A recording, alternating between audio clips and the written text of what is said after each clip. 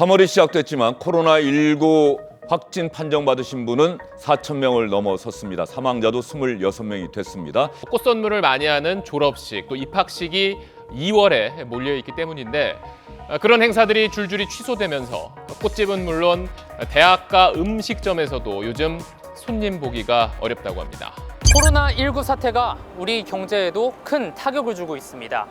지금 제가 서 있는 이곳은 을지로에 위치한 SK텔레콤 사옥 앞인데요. 이곳 직원 중 한 명이 코로나 바이러스 확진 판정을 받으면서 지금 보시는 것처럼 건물은 폐쇄된 상태입니다. 코로나 바이러스가 가져온 우리의 참담한 일상, 지금부터 살펴보도록 하겠습니다.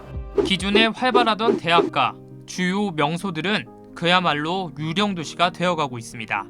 문화예술, 스포츠계도 줄줄이 예정돼 있던 스케줄들을 잠정 미루기로 했고 당장 졸업식, 입학식뿐만 아니라 결혼식, 돌잔치까지 줄줄이 취소되고 있는 상황입니다. 한국은행이 발표한 지난달 소비자 동향 조사를 살펴보면 소비자 심리지수는 4년 8개월 만에 가장 큰 폭으로 떨어졌고 기업의 체감 경기는 11년 만에 가장 나빠졌습니다. 소비가 줄면서 자영업자들이 체감하는 경기는 글로벌 금융위기 수준으로 나빠졌습니다. 각 기업마다 재택근무를 시행하면서 회식이나 미팅들까지 전부 취소하면서 생업에 종사하고 있는 영세 소상공인들의 시름은 깊어질 수밖에 없습니다. 반의 하락을 완전히 그냥 갔죠. 저녁에 이제 퇴근들 하시는 분들만 조금씩 다니지 낮에는 학생들 자체도 안 나오니까 보통 심각한 문제가 아니고 걱정돼요. 그리고 주위에서 많이 그런 코로나에 대해서 얘기를 하니까 좀 마음을 내려놓다가도 하루하루 이게 사망수가 또 늘어나고 그러니까 막 불안감이 당장 이달 오픈 예정이었던 한 식당 사장님 역시 걱정이 이만저만이 아닙니다. 3월 2일을 기일을 받아놨거든요. 오픈을 하려고 하는데 이 코로나 때문에 지금 3월 9일 정도 생각하고 아니면 그 다음 주 월요일 또 그것도 안 되면 확산이 계속 될 것 같으면 무기한 연기가 될 것 같아요. 걱정 많으실 것 같으세요? 좀 많이 걱정되죠. 이거 오픈을 할 때 프랜차이즈가 아닌 개인적인 이제 오픈을 하는 건데 하나서부터 열까지 다 제 손때가 묻은 건데 이 코로나 때문에 지금 걱정 상당히 많습니다. 여기 인건비서부터 이 월세, 제반적인 나가는 금액들이 있지 않습니까? 그게 많이 걱정은 되는데 좀 빨리 좀 코로나 좀 어떻게 잡히면 참 그게 제일 걱정 중에 하나입니다. 상황이 이렇게 되자 일부 임대인들은 임대료를 내려주는 착한 임대인도 나타나기 시작했습니다. 정부 역시 정부 소유재산 임차인 임대료를 3분의 1로 인하하겠다는 등 각종 지원 방안들을 내놨지만 확진 환자도 꼭 이겨내셔야 다시 일어설 수 있고 지금 어려운 소상공인도 더 버텨야 다시 일어설 수가 있습니다. 코로나19 사태가 장기화될 경우 미봉책은 되겠지만 해결책은 아니라는 지적도 나옵니다.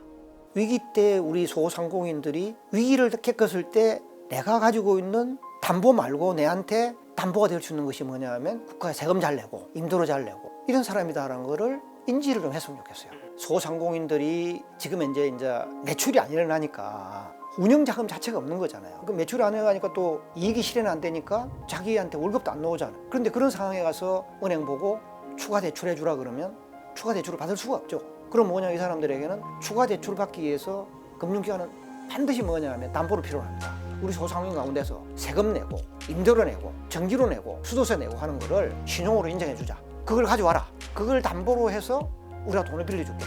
이 제도를 한번 해줬으면 우리 그 소상공인들 기회가 아니겠느냐. 그럼 소상공인도 오케이, 내가 과거에 세금 내고 이런 거 공공요금 잘 냈던 게 내한테 신용이 되는구나 를 인식할 수 있는 기회가 되거든요. 코로나19 확산세가 좀처럼 꺾이지 않자 아이, 어른 할 것 없이 몸과 마음은 지쳐가고 있습니다.